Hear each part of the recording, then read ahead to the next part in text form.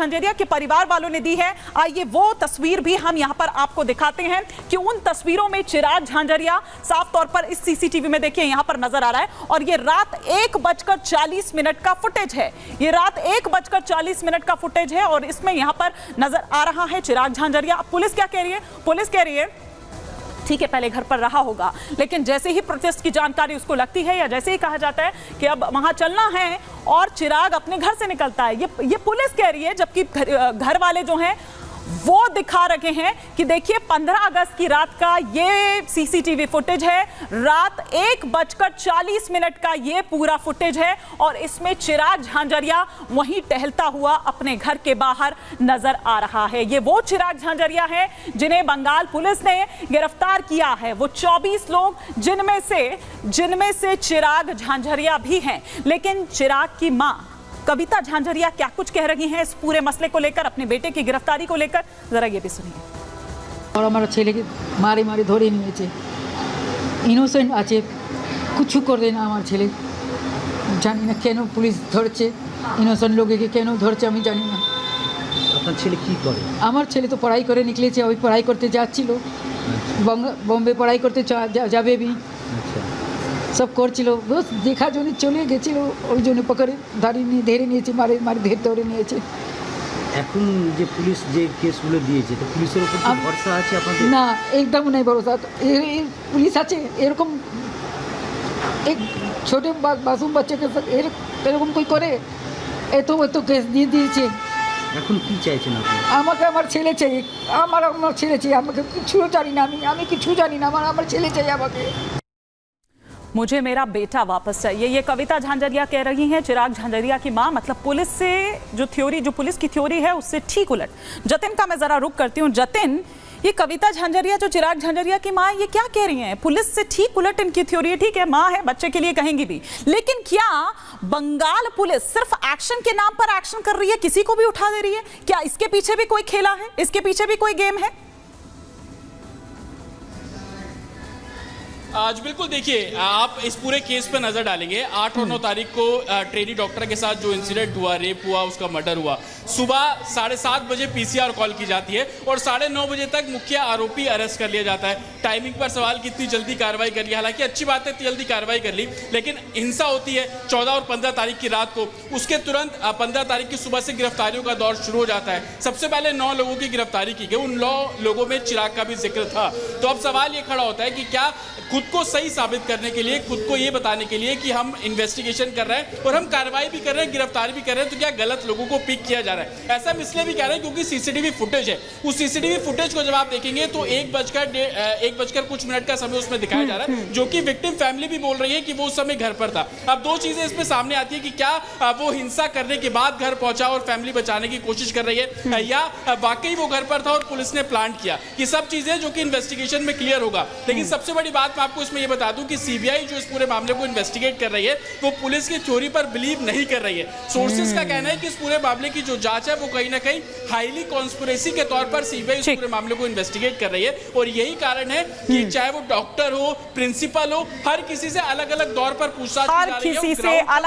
पूछताछ की जा रही है। और जिस तरह से बड़ी बात जतिन आपने यहां कही कि सीबीआई पुलिस की थ्योरी पर यकीन नहीं कर रही है। फिलहाल शुक्रिया जतिन इस तमाम जानकारी के लिए आपका। आगे भी आपसे अपडेट लेते रहेंगे, लेकिन आपको कुछ तस्वीरें दिखाते हैं कि देखिए ये गुस्सा अभी भी थमा नहीं है, ये गुस्सा अभी भी शांत नहीं हुआ है। कोलकाता से लेकर हम आपको गुवाहाटी तक की तस्वीरें आपको दिखा रहे हैं, असम तक की तस्वीरें आपको दिखा रहे हैं। किस तरह से आप देखिए कोलकाता, दिल्ली, राजकोट, जयपुर, पणजी और गुवाहाटी की तस्वीर, किस तरह से कहा जा रहा है कि नो सेफ्टी नो ड्यूटी। तो वो प्रोटोकॉल जो है वो सेट कर दिया जाए, वो सुरक्षा जो है वो सुनिश्चित कर दी जाए। और इन तमाम बातों को कल भी हमने देखा था कि देखिए किस तरह से जो स्वास्थ्य विभाग है उनकी ओर से निर्देश जारी किया गया था कि अगर कोई भी इस तरह की घटना होती है डॉक्टर्स के खिलाफ तो 6 घंटे के भीतर जो एफआईआर है, जो शिकायत है वो दर्ज की जानी चाहिए।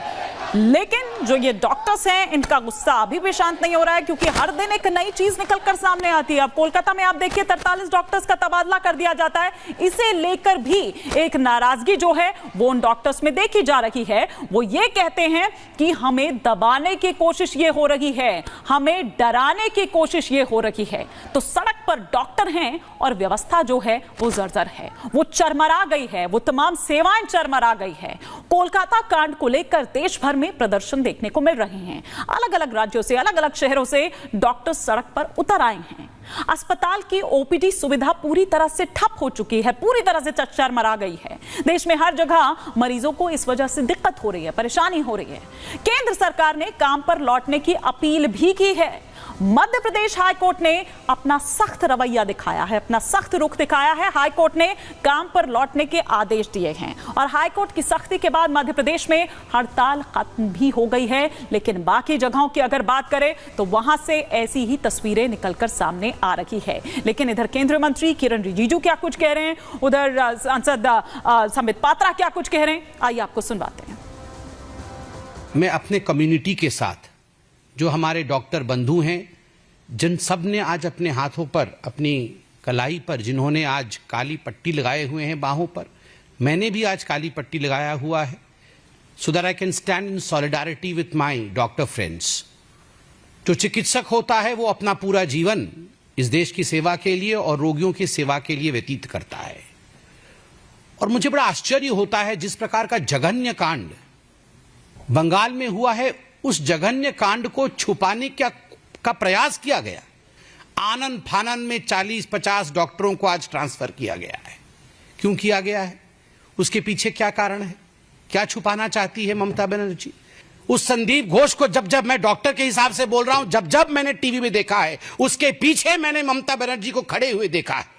शायद तो सुना आपने संबित पात्रा यहाँ पर क्या कुछ कह रहे थे। लेकिन यहाँ दिल्ली में भी देखिए अजाय में जो है वो प्रोटेस्ट यहाँ पर कर रहा है। क्या तस्वीरें सामने निकल कर आ रही है, क्या वो मांग रख रहे हैं? हमारी सहयोगी शिखा शर्मा जो कि ग्राउंड जीरो पर इस वक्त मौजूद है और देखिए वो तमाम डॉक्टर्स इस वक्त वहाँ सड़क पर उतरे हुए हैं। क्या कह रहे हैं शिखा? ये मार्च था, ये प्रोटेस्ट यहाँ पर शुरू हो चुका है? बिल्कुल हिमानी, देखिए मैं यहाँ पर लेडी हार्डिंग पे मौजूद हूँ और यहाँ पर देखिए डॉक्टर्स यहाँ पर निकल आए हैं बाहर और किस तरीके से जस्टिस की मांग इनकी तरफ से की जा रही है। आप देख सकती हैं कि किस तरीके से यहाँ पर जस्टिस के लिए डिमांड कर रहे हैं और सब इस प्रोटेस्ट को लीड जो है वो फीमेल्स कर रही है यहाँ पर।